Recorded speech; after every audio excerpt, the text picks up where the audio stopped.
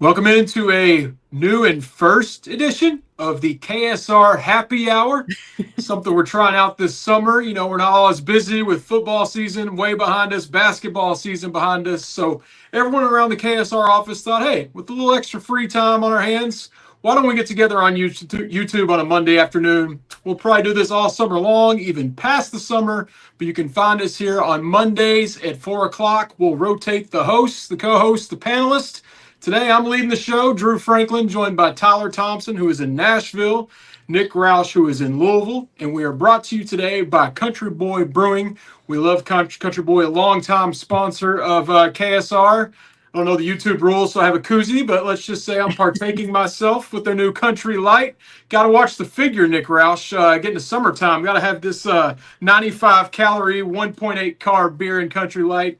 But they are our sponsor today and through the rest of the KSR Happy Hours to come as we break down news from the weekend, preview what's ahead for the week, and really just get into a bunch of nonsense because we just like talking to each other so much. So again, as I said, Tyler, Nick, Drew, next week we'll have who knows who else. We'll rotate it each Monday, but we wanted to have Nick on this time around because not only is this Monday the debut of the KSR Happy Hour, which I hope you're watching on YouTube right now. Leave us comments. We'll answer some of those too. But this is also the Monday of Kentucky Derby week. And Nick Roush, I can't imagine talking about the Kentucky Derby with anyone but you. I'm surprised you're not grinning from ear to ear already. Let's just get to it. How excited are you? You're in Louisville. The Derby events have begun. How are you feeling? I get like a nervous excitement. Like it's just like every day I feel like butterflies bubbling up in my stomach. It's hard to sleep. I'm so excited. Today I was not at the track, but they aren't racing. I was there Saturday night. We took them for all that we could, built up that bankroll. Going to be back there Tuesday, Wednesday, Thursday, Friday, Saturday. It is, I love it. I can't get enough of it. I'm so excited.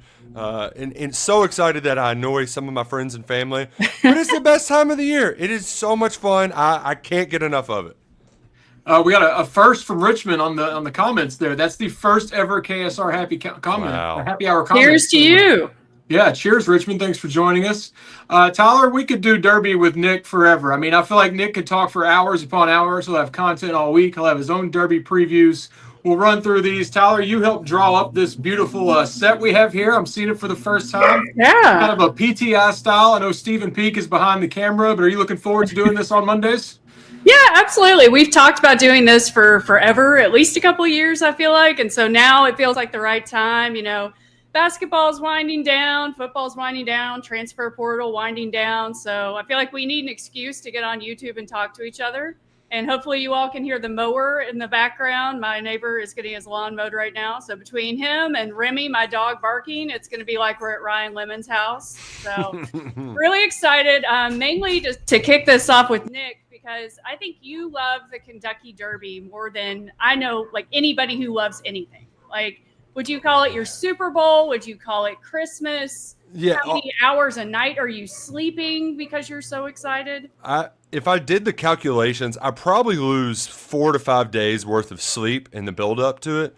I mean, we were 2 weeks out, and I was up till midnight watching horse racing videos on YouTube. So like and it's one of those things like part of this job, like if you follow other beat reporters, you'll see them tweeting about like Premier League soccer or something like that. I think everybody has another sport that they get really into when you're covering one for a living, right? That you kind of have as your thing that isn't necessarily your job. So I think that amplifies it. But really, like the Derby's in my blood. I mean, it's just my dad's missed two. It was for his dad's funeral and for COVID. My grandfather, he used to own horses way back in the day. It's something we always do.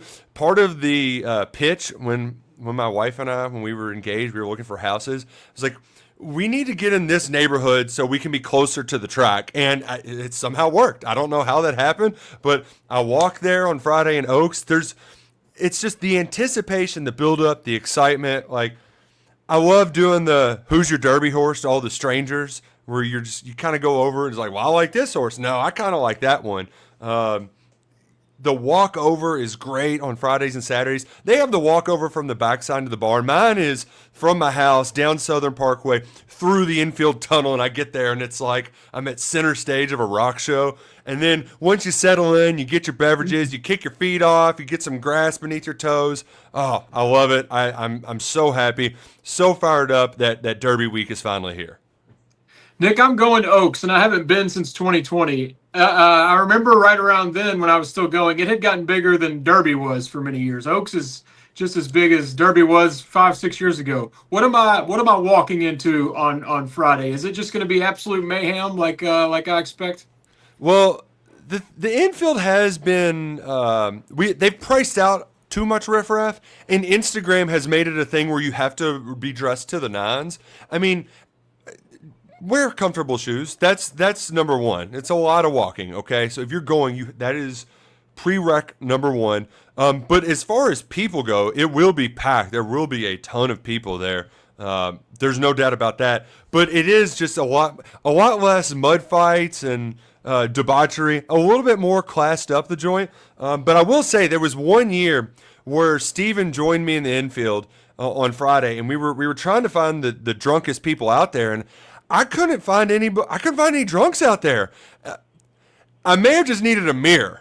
I mean, like, let's. I was gonna say that was the issue, is I couldn't find anybody going harder than me. But no, we will have a good time. Rest assured, Mr. Franklin, we will have a great time. Hopefully, we can pick some winners. Our guy Daniel Hager's in the comments. Daniel, fresh off covering a doubleheader on Saturday. We'll get to that a little bit later. He said he went to the Derby for the first time last year. He's heading back this year. Daniel, we hope to see you around. Tyler, you're in Nashville. You can't make the Derby trip, but what does Derby weekend look for you like down in Tennessee? Do you all get into the spirit even though you're another state away? Well, whenever I moved here in 2006, I kind of took it upon myself to be the Nashville Derby party thrower. Nice. So within my group of friends, I've thrown a Derby party for, I guess, like almost 20 years now, which is kind of crazy to say.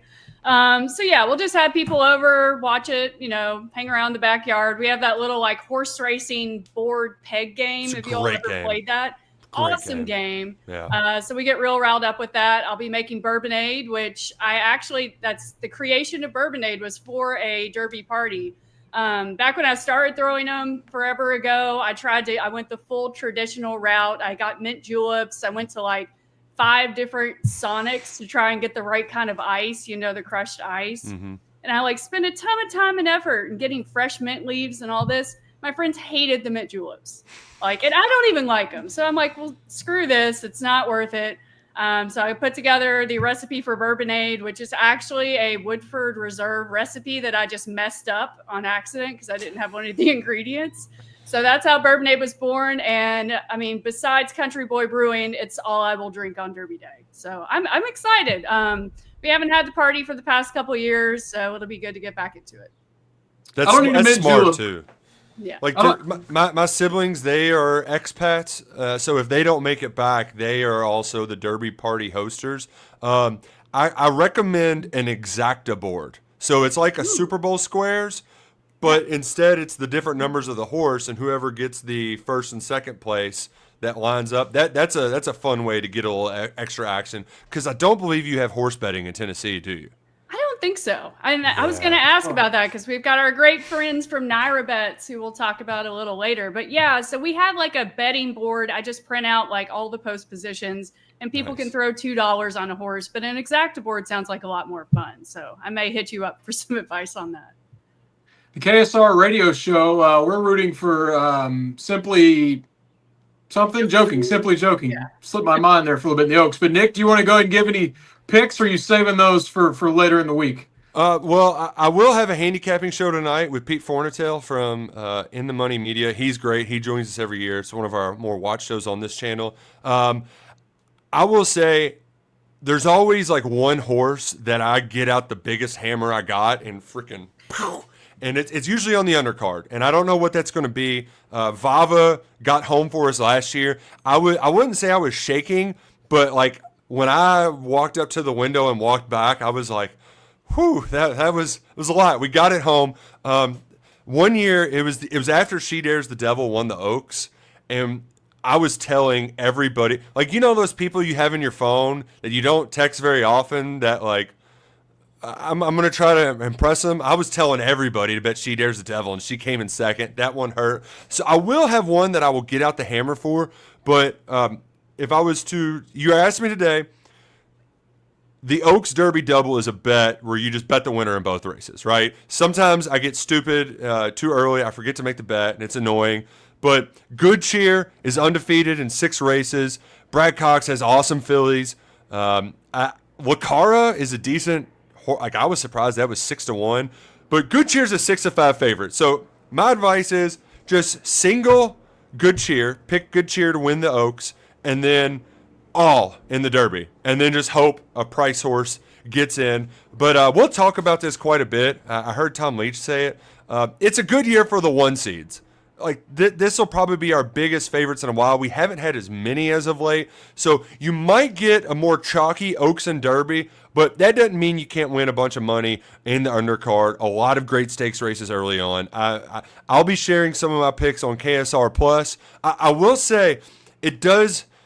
I feel like I got a lot of pressure whenever people are like, give me your picks. Like it usually because like I'm the horse racing guy here, but my friends call me a loser, right? Like they think I'm the biggest loser compared to all of them. So like it's one of those damned if you do, damned if you don't. But I will share some of my notes on Friday and Saturday on KSR Plus on all of the races whenever I get through my program, as well as picks for Derby, picks for Oaks in advance. I got a sneaky suspicion if journalism gets upset. Rodriguez, Bob Baffert's horse. Bob Baffert's back for the first time in 3 years, and Rodriguez is the son of Authentic. And it's got a similar running style to Authentic, where I kind of thought this horse was a bum, but they started racing him from the front. He goes wire to wire. So there's a chance that he just might be the best speed horse that we aren't talking about in this field that's loaded with speed horses. So that's my early brief analysis, but we'll have a lot more coming up here on this YouTube channel and on all of your KSR platforms. Yeah, watch Nick on here later tonight. He'll get more into the weeds on the Derby and all the events leading up to it. What is there, like Tuesday, Wednesday, spelled W-I-N, Thurby? It's a little out of control for me. I like a day or two, but big week for Nick Roush, and stay tuned for more from him. We better move on. We were going to do a PTI counter with like a ding. We would have already blown past that on that segment. Yeah. But, I knew that was going to happen. It's a big weekend in Louisville coming up, but there was just a big weekend in Lexington for Kentucky basketball. 4 of the 5 transfer portal additions took their official visits to Lexington. You had Jalen Lowe, Mo Diabate, Denzel Aberdeen, and Cam Williams all made the trip to see Lexington together. Jaden Quaintance is the 5th. He's rehabbing from ACL surgery, so he stayed back and let those guys have all the fun. Quaintance has seen Lexington plenty of times. He's even been in Rupp Arena during a game and standing at half court, so he's good. But the other 4 seemed to love it, Tyler. They went to the UK baseball game. We had a KSR reader listener post pictures with their son on that bridge on Facebook, our private group there. You're looking at a photo where the guys posed with Mark Pope. But overall, Tyler, it looked like they had a great visit. I believe all of them sent out tweets talking about the culture, almost to the point it kind of felt a little forced because all their messages read exactly the same. But whatever, just the fact that they're happy and loving what's ahead of Kentucky. I know you love seeing that. Oh, yeah. I mean, like you said, the tweets after the first 2 were sent and the next 2 came, it was like, all right, an assistant coach probably encouraged them to do this. But, I mean, I don't care. I love reading it, even if it was, off of a script. It seems super genuine. The guys, we're still getting to learn their faces. It's going to take me a little bit. A couple of them look very similar to one another. But, yeah, it looks like they had a great time. It's good to see them interacting with fans. I'm sure that was probably a surreal experience, A couple of them come from the SEC, Mo Diabate and Denzel Aberdeen at Florida. So, I mean, they're used to being in a big, power conference program, but Kentucky basketball is a little different. You go to a Kentucky baseball game and they're probably hounded for autographs and pictures all afternoon. It's got to be pretty cool. But yeah, I thought it was cool. I love the picture of them with Pope because Pope is wearing that UK blue letter jacket for like the 15th day in a row. So I wonder. It was like 80 degrees out yesterday. I know. I don't understand how he can wear that when it's so hot outside. Like, is he cold-blooded? Is he a reptile? I mean, what is going on? Look, like clearly he's got a look, right? But do we like the look? Because there was somebody on KS Board this morning or yesterday that just went on this big rant about how he thinks it's not a good look for Pope to be in that jacket all the time. So I think it's a good look. That's a good look. Yeah, it's a great look, especially when, I know it isn't the exact one he got, but he is a Letterman, so it makes sense to wear a Letterman's jacket. But like, you can just rock the coach's polo when it's 80 degrees out, Mark. It's okay. It's okay. Speaking of basketball, we have our first ever super chat on the KSR Happy Hour. Is it Atir? I don't want to get the name wrong. Atir. Sorry it took us a minute or two to get to you, but nice little our first ever tip on the Happy Hour. He says he wants to say sorry to Jack Pilgrim because he hates Indianapolis. Stephen behind the camera. Stephen also hates Indianapolis, as do Tyler, me, most of us. But he said the Cats will be back next year, going to the Final Four next season as the #1 overall seed. We like that attitude, and thank you for the super chat. Love having you on here. I don't want to go back to Indy, but if we're the #1 overall seed playing in the Final Four, I will walk to Indianapolis in that scenario. I think we will go to Indy if it's for a Final Four. That's probably the only exception I'll make because I'm very much done with that city. It would be nice to be a 1 seed too. It's been a while. Peake will tell you all about it too. He can rattle them off like that. I'm not as adept. But being a 1 seed certainly helps. And it is going to be nice that the SEC won't be a super duper mega gauntlet.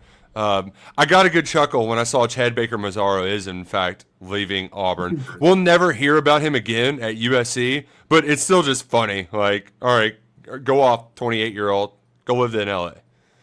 Speaking of funny, I have 2 microphones. Both are broken. They're sitting on the floor next to me. So I'm doing this on my phone. If I sound funny or I'm like looking off to the side, it's a weird angle. But someone is just ringing my doorbell, and they keep popping it up while I'm looking at you all. So I'm a little distracted. But we'll keep going. After the big weekend, or still with the big weekend that we just had, we had the basketball visitors, but Nick Roush, Max Hairston had a big NFL draft. Went 30th overall in the first round, maybe known more for giving hugs throughout the draft. And then Big Dion at 109, both going to the Buffalo Bills. You have an AFC team. Tyler and I have an AFC team that doesn't really matter because they're never in contention. But do we have to embrace the Bills now that both drafted Cats went there and joined Ray Davis?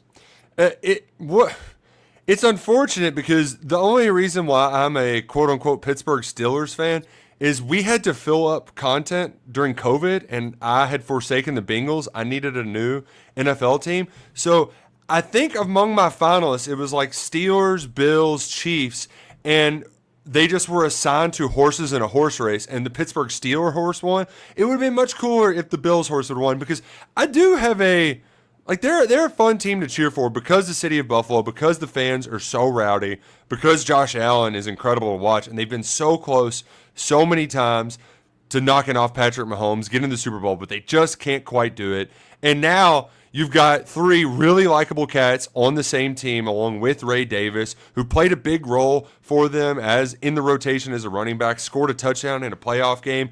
Max is built to be a plug-and-play starter, and he's also built to be a member of Bills Mafia. Like the hype man that you saw at the NFL draft, that is exactly a part of Bills Mafia culture. I think he's going to be a great fit for them. And I also think that it's a great spot for Dion. He doesn't have to be the man. He can be kind of a specialist. And after learning about his back injury, I actually suffered the same back injury in high school, and I missed 10 weeks. It was awful. There were some mornings where I woke up and I couldn't bend over to tie my shoes. And this dude played the whole season with it at 335 pounds. So I'm optimistic that Dion, being in a good situation, the pressure isn't on, he's healthy, can go out there and do some big things for Buffalo. More shout-outs real quick. Julie, a lifelong UK fan who lives in Michigan, is watching us. Says 3 generations of Cats fan in her family. Nick Bowman's on here. We love seeing the comments come in. Keep giving us those. We'll read more as the show goes on. Also, want to shout out the Woodford Legends Invitational Golf. Oh, who we got there? We'll save the golf tournament for a second. What's up? Frank has made an appearance. Let's rewind that. What's up, Frank? Long time no see. Say hi. Say hi. Frank. Are you being too shy? He's being shy now. He's got his Spidey shirt on. Apparently, the nap time didn't happen. Sometimes that's how it goes. It's happy hour. He wants to be a part of it. Exactly. Grab a bottle. While we're showing off Nick's family, I want to shout out. I just mentioned my front door that someone's standing at. But Nick, your wife gifted us what do you call that? It's like a door hanger, but it's shaped like the jockey silks. Yeah, I've been rocking that and getting lots of compliments. So nice. You and Frank, while you're there, I don't know if Brooke's somewhere in the house, but thank you for making my neighborhood festive. I'm glad you all are in the Derby spirit. It's a good way to get in the Derby spirit. She cut back this year. We had we've got 3 kids now, so it's a little crazy. But sure, we'll crank it back up next year around Derby time. Well, we love it. It's a nice accessory. All right, Stephen, for the 3rd attempt, you can pull up the Woodford Legends Invitational Golf Tournament. Another one of our sponsors here on the Happy Hour. They're going to be at the Woodford Club in Versailles on Saturday and Sunday, June 7th through 8th. It's got a bunch of LPGA Tour legends teeing up with some amateur golfers from the state of Kentucky. All female tournament. It's a 2-woman team event. So it'll be a little team format, and there's a bunch of family-friendly events beginning on Tuesday that week. That's June 3rd, leading up to the tournament. But we want you to check out the Woodford Legends Invitational, the 3rd annual, coming up at the Woodford Club in Versailles. Get tickets at woodfordclubfoundation.org/tickets. Raising money for a good cause and play a lot of, not playing, you can't play unless you qualify, but you can go watch a lot of good golf with some big names from women's golf past and future there. So check that out at woodfordclubfoundation.org. Moving on to our next thing on the ticker, we need the ding. Bad news, none of us were the $167 million winner of the Powerball. Rats. I guess you got to play to win, and I did not. Neither of you partake in the Powerball? Not really. I've never been really into the scratchers, but I mean, good for this guy. I loved have you seen the video interviews that have come out with him since? Oh, yeah. What was his name? Character. James Farthing? Shout out to James Farthing. You're now very rich. Yeah, he managed to get in all the Powerball and Kentucky Lottery slogans during his interview, which I thought was that's great. He was like, you got to play to win. Somebody's got to win. It might as well be you. It's like, that's true. Good for him. That's awesome. Do we think he was a plant the way he was advertising for the lottery like that? Was he like an AI they put in there to win and promote the next one? If you get me to win 77 lump sum, I will I'll be the plug god. All the slogans, everything. It don't matter. I was just my old producer, old Scooter Dingus. He is a lottery winner. He won I don't know, $125,000, $125,000 off a scratcher when he was living in Florida. Yeah, so he's won, and we were in a lottery pool for a while.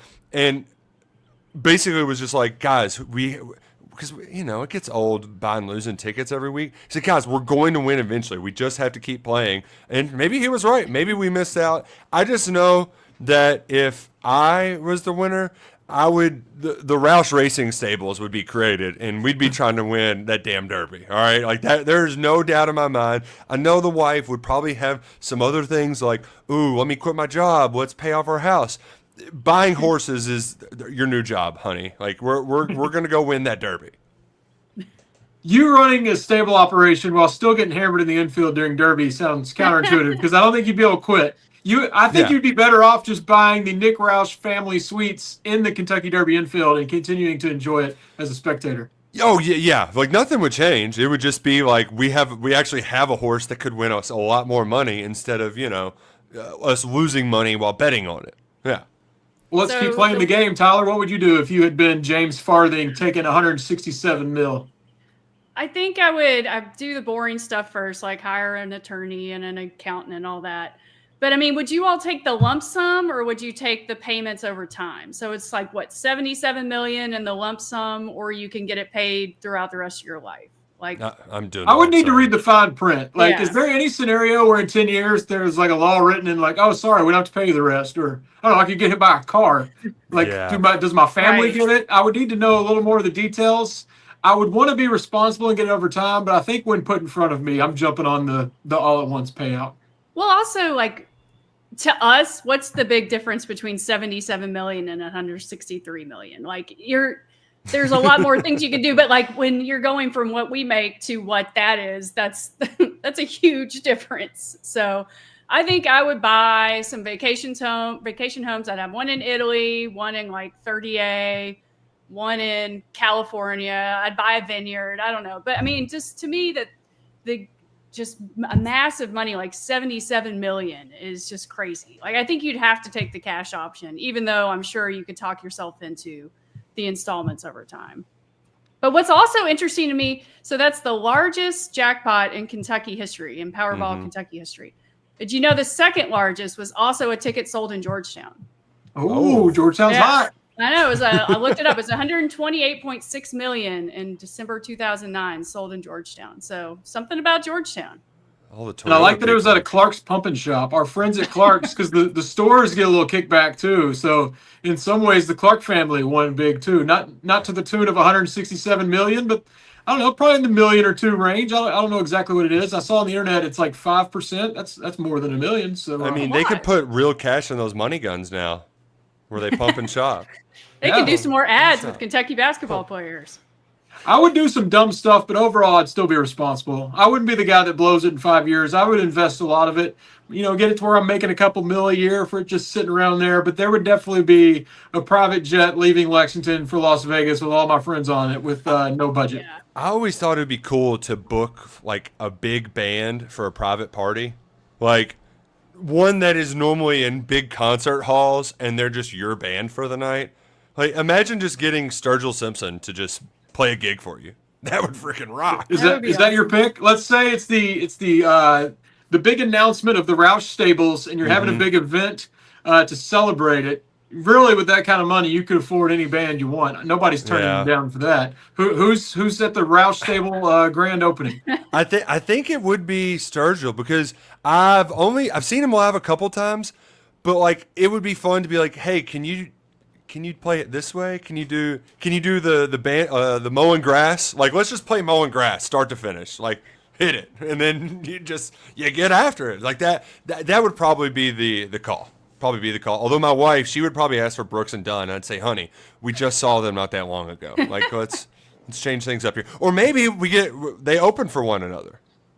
There you go. You can afford it.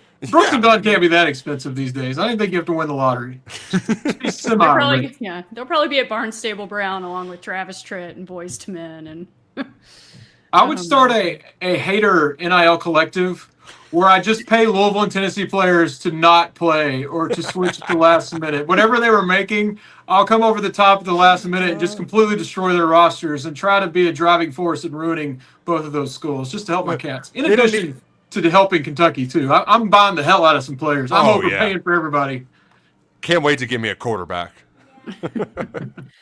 My friend Teresa is obsessed with gambling and the lottery and everything. And she has like fantasies planned out for when she does win the lottery.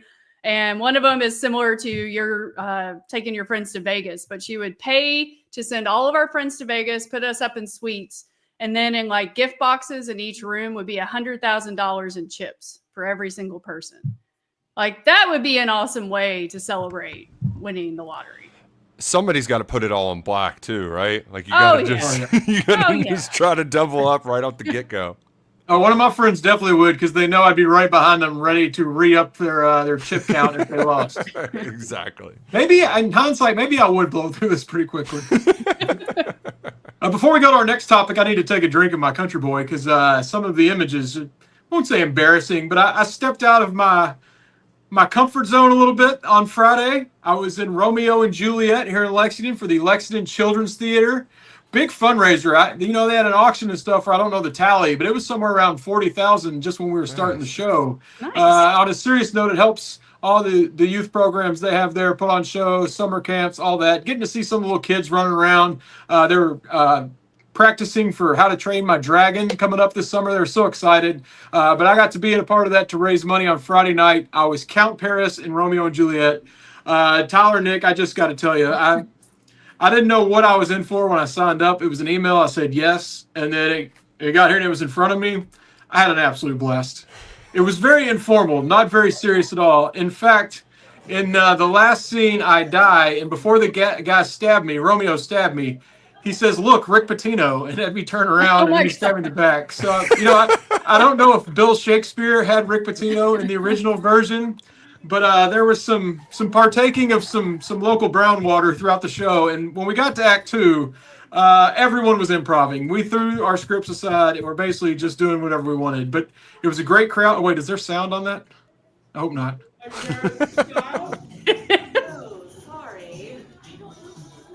All right, that's enough of that. But lots of fun. Lots of, like I said, very informal. My parents were there. Abby was there. My mother-in-law. There was close to 300 people. Everybody having a good time. A lot of laughs. It was a hot crowd, but I had a really good time for what, even though it looks like just me doing some cosplay there, it was for a good cause here in Lexington. So yeah, I mean, you're on the radio every day. You do all these YouTube shows. Were you nervous? Like, how nervous were you? If I had more lines, I worked really hard to memorize my lines. I didn't even have that many. Like my guy Mario Anderson from Spectrum TV. Tyler, I don't think you get it in Nashville, but Nick, you probably know who he is. If you have Spectrum, he pops up right away on He's Channel like the 1. main anchor. Yeah. Well, he was Shakespeare, and he had so many lines. Like if they had given me that kind of workload, yes, I would have been nervous. But mine wasn't too bad. I had to dance more than I want to. Like I said, I had a good death scene. But overall, it was a lot of fun. If you all ever had the opportunity to put on the costume, and it was quite the costume. It didn't help that their air conditioning went out 2 hours before the show. A little sweaty, so part of that will go to fixing the air conditioning. But could you all see yourself stepping onto the big stage? Oh, I don't think I could do it. I am not meant for the main stage under the bright lights on Broadway, but I would have a whole lot of fun watching Nick Roush do it. I know. Yeah, Nick, that's right up my alley. I got to butt in. Nick, you would kill it in that setting. In fact, I might recommend you for next year. Yeah, like karaoke, any of that. Like I'm here to perform, right? Like it's fun. Get to step in the limelight. It would be different though, just being in front of a crowd, because like. Yeah, we'll have thousands of people watch our stuff, but I'm just looking into a screen talking. It is a totally different ball game when you're actually looking at the people, but I do think the bright lights would kind of drown them out enough to where you'd be good to go. Good to go. Like I said, this was very relaxed. Like a lot of people didn't even know their lines, and they held the paper in front of them, which was fine.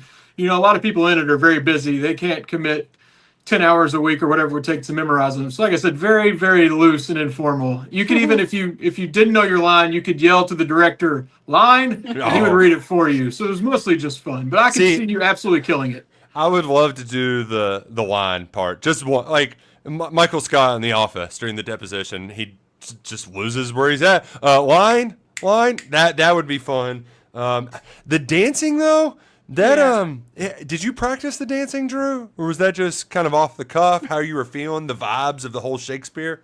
Well, my first scene, scene 4, they call it a spectacle, and everyone's dancing, but everybody was in groups, like they were either in a band or having a conversation, and I had to just dance by myself to the side. So then I kind of did that strut you saw over to Juliet.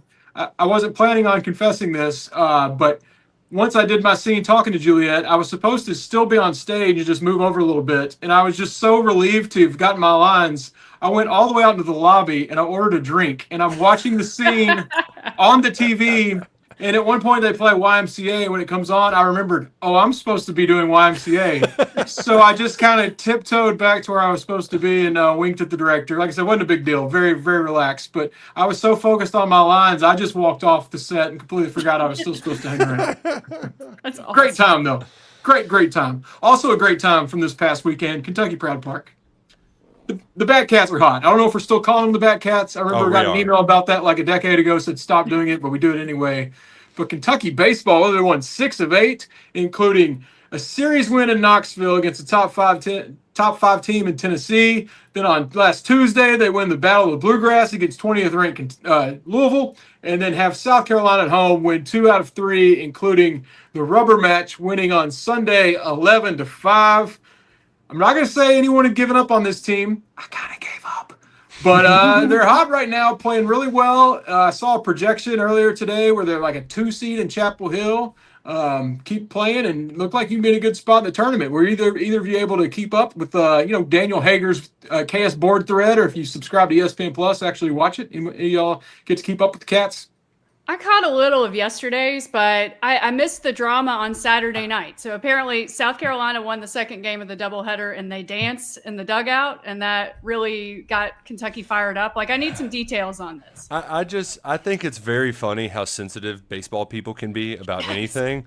I really enjoyed Tennessee of all teams, where they were wearing their mink coats and everything. They were trying to call Kentucky out. I think one of them said that they're a Savannah Bananas feeder program. So naturally somebody had to make a logo and say, you just got beat by the Kentucky Bananas, which That's one of those, like, I feel like every year with Kentucky baseball, there's like a series that gets everybody on board. Like if it's going, everybody's kind of in this middle ground. We're in the middle of basketball season. There's some spring football going on. Then there's a big event, and it gets everybody on board. Beating Tennessee, Nick McCray had that awesome outing where he fanned like 12 guys in 7 2/3, only gave up 2 hits. And then they win that series. Then they beat the absolute tar out of Louisville. They didn't even have to play the last 2 innings. They didn't even, I don't know why. I mean, normally it's a 9-inning game, but I guess Louisville, after 7 innings, like, oh, wow, we gave up too many runs. Guess we got to drive home early. You do that, you win the series at home, so there's a lot of good momentum. I was a little worried because the schedule was so front-loaded that they might get a little too down in the dumps, but stealing one from Texas, winning that Tennessee series, getting Louisville, the good times are rolling. Let's keep a clean sheet in the midweek and win another series or two and get BBN fired up for another long postseason run. One game away from 500 in the SEC.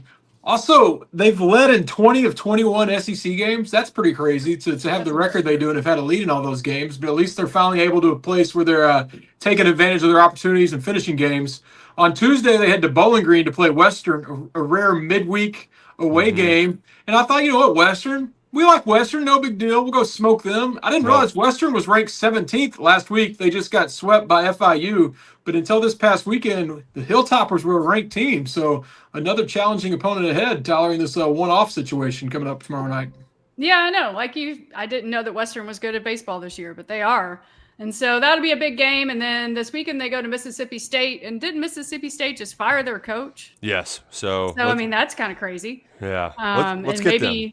Yeah, Nick Mingione maybe on the list, maybe on a candidate for that job. So it would be extra awesome to beat the Bulldogs. Yeah, I'm excited. I loved Kentucky baseball last year. The last couple of years, I've become a big fan. We need to get Daniel on for one of these shows to kind of give us an update. But I know the pink fuzzy hats are still a thing, but the mustache maybe not because we lost our mustache guys. So what's He's a banana now. We're in the Banana League. Lopez. That's right. Yeah, we watched a little bit of the Banana League this weekend. It's something. It's like I was trying to explain it to my husband. It's like kind of like Harlem Globetrotters, but they actually play the game, so it's fun. Right. I mean, the fact that they're selling out football stadiums is bananas. Yeah. They sold out Clemson Stadium. Like that's wild. It is. It absolutely is. But they put on a good show, and I think I know they're coming to Louisville over the summer, and I want to say that I might have stumbled into tickets to it. So, yeah. Flex on a big deal. So is it the actual Savannah Bananas that are coming or just the league? They are, from what I understand. That's like a big deal because I remember they came to Nashville either earlier this year or last year, and getting tickets was almost impossible. So. Yeah, they have like lotteries to get tickets, and a friend got a bunch of tickets. Was like, "Hey, y'all want to come?" So, sounds like yeah, it is. It's a big deal. I don't know. I did not expect us to get into Banana Ball, but that's what's fun about the happy hour. You never know where it's going to take you. Here's a question for you. Could you all name the jockey silks that that are in my motif today? The lime green and the purple hat. No. Derby winner from 2014. It was Dumbass Farms was the name of it. Wow. He was a big jerk, California Chrome. The dude had a big mustache, and he was this big old curmudgeon that would just, they didn't treat us good at Churchill Downs and blah, blah, blah. I was so glad that horse lost to Belmont. Shout out American Pharoah. He got it done the following year. I remember being there, and that crew there were wearing like chrome suits. They were like silver metallic suits, and they did seem like a unlikable bunch. Yeah, but that's asking me jockey silks from 11 years ago. That's a deep cut I can't keep up with. Yeah, I it's an issue of mine. I'm working through it by just getting more addicted. So Nick, give us a rundown of your Derby content for this week, because a lot of it will be on the site, but we'll have it. Obviously, you've got your Derby show coming up tonight on the channel. So give us a rundown. The big show tonight at 8 p.m. And then some of it's just like I've got Tuesday, Wednesday sort of big stories to kind of highlight, hey, these are the speed horses. These are the closers. I've already wrote about Sandman being overbet. People are saying I don't like this horse, so you should bet it. No, I'm out on He's it. so pretty, though. He's so pretty, and that's why he's going to be a pretty big loser. Tappett's horses have never won a Derby. Bet him in the Belmont, all right? He's going to win the Belmont. And then the day before, on Thursday and Friday, I will have my sort of here's some stakes race picks for you for Thursday and Friday. Tonight on the YouTube channel, we've also got a 10-minute feature on how to read a program. So if you've never read a program before, it can be very intimidating. There's a lot of numbers. I'm going to show you like 2 numbers that I kind of follow to do some very basic handicapping.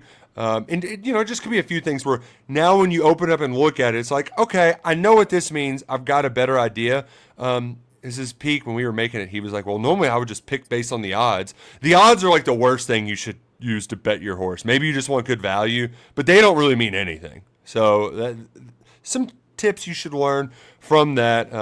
We also went through some of my grandfather's old programs. That's going to be on the YouTube. We'll be interviewing some other quote-unquote experts throughout the week, some trainers maybe on the backside. So a lot coming down the pike. I know I'm going to be on Staples' show on Thursday too with Andy and Ari. So a lot coming up.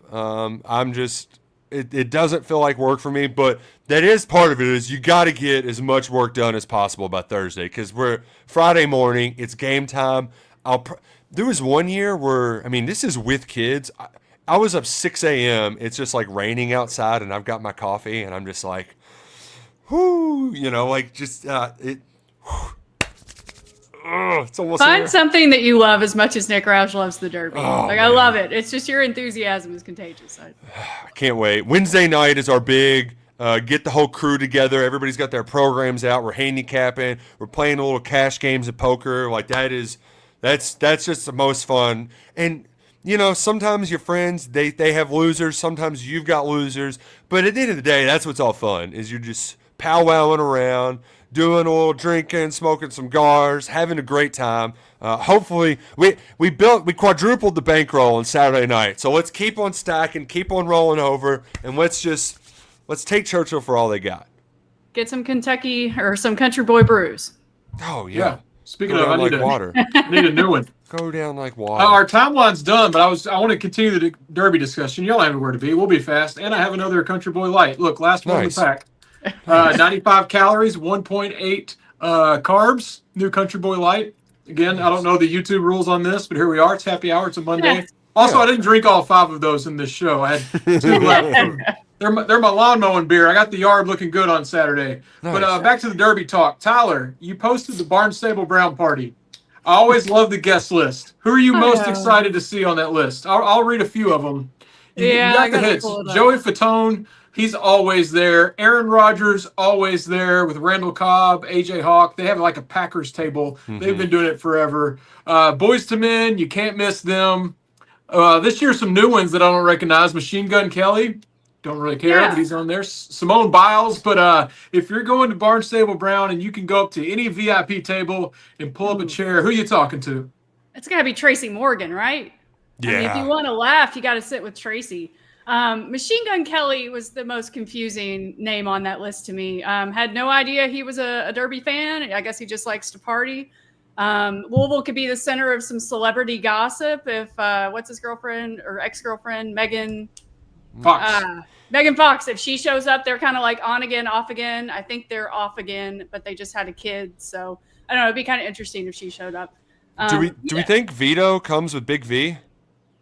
Do we think we could get Vito Tisdale? Is he going to make it into the party? I saw Nappy Roots is going to be there. Friday night when I was leaving my Broadway debut, I'm driving home and I passed the Lyric Theater in Lexington, just a few blocks from where I was, and Nappy Roots was performing in Lexington Friday. I had no idea. So they were just here, and now they're moving on to Barnstable Brown this Friday. Ooh, you know what America needs at the Barnstable Brown party?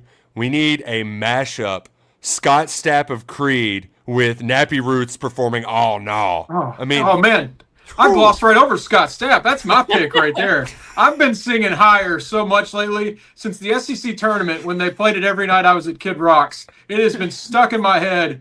Creed never left my life. I know they became a joke, but they're all the way back. It's just like it's 1999 or whatever it is. They're going to be at Rupp Arena in July, and I got to get tickets. I need some Scott Stapp in my life. the TikToks of the guy who's like, "Oh, here it is," and then he does the "Can you take?" I mean, that TikTok, and then like mashing it in with any sort of current, like that hits every single time. So maybe we have journalism run away from the field, and we're gonna have to dub over Scott Stapp taking journalism higher down the stretch. It'll save the industry, that's for sure. So I've got a Nappy Roots story from college. They performed at Davidson when I was there, and because I'm from Kentucky, I was like, I'm from Kentucky, I'm obsessed with Nappy Roots. And like I made sure I got on the front row of the concert. And afterwards, one of them was wearing like a Kentucky hat. And I was like, I've got to get that hat. So I found like they had one of the frats had an after party. And I went and I stole one of their hats. Wow. Hopefully the statute of limitations has succeeded. That's risky. We're going to have to delete this, Tyler. We're going to have to delete this whole video. There cannot be evidence of this theft. It was awesome, man. No Country Boy brews were consumed that night at all.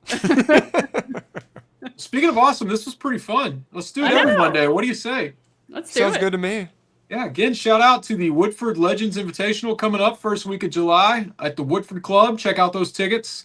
Shout out to Country Boy. I might go have a third one after we're done here. Nice. Might go see who's at my front door that rang the doorbell through most of this show. But Nick, it was good to having you. Tyler, you'll be a regular fixture on this. We don't know who will be on next Monday. I'll be out of town, so I won't be a part of it. But we'll just kind of rotate this as whatever's topical. Nick was easily first pick of the draft, with it being Derby week.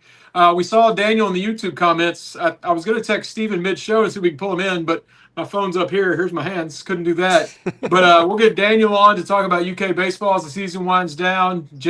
Jacob with basketball, Luckett, Zach, the whole crew. What were we going to say? About 3, maybe 4 sometimes? Was this about the right number? Yeah, I think so. Maybe Zach can get us to care about the NBA playoffs, because I don't think what else can. So. Well, if it comes down to Cavs, Celtics, Jack and Zach, those are their teams. We'll have to have them come on here and argue a little bit. Yeah, it'll turn into first take. But we're gonna stick with 4 o'clock on Mondays. We figure a lot of people are at work and don't feel like finishing the day. So watch it where you're work. Who cares? Or if you're already home, watch it with us. Watch the replay. But thanks for tuning in for the first edition of the KSR Happy Hour, sponsored by Country Boy Brewing. Thanks to Tyler. Thanks to Nick. Thanks to our guy, Atir. I got to learn how to pronounce that because it was very generous of him to give us our first super chat tip here. Richmond, our first comment. A lot of firsts today, but check us back next week at 4 o'clock and all the stuff leading up in between, including Nick's Derby preview coming up on KSR YouTube channel. And the biggest thank you to Steven behind the camera. He works the hardest and doesn't get to show off his beautiful face, but we know you're back there, Steven. Thanks for this nice setup we have. I'm glad we didn't do the clock because we would have butchered that trying to stay on task. Oh, yeah. But it was a fun one. We'll see you next Monday.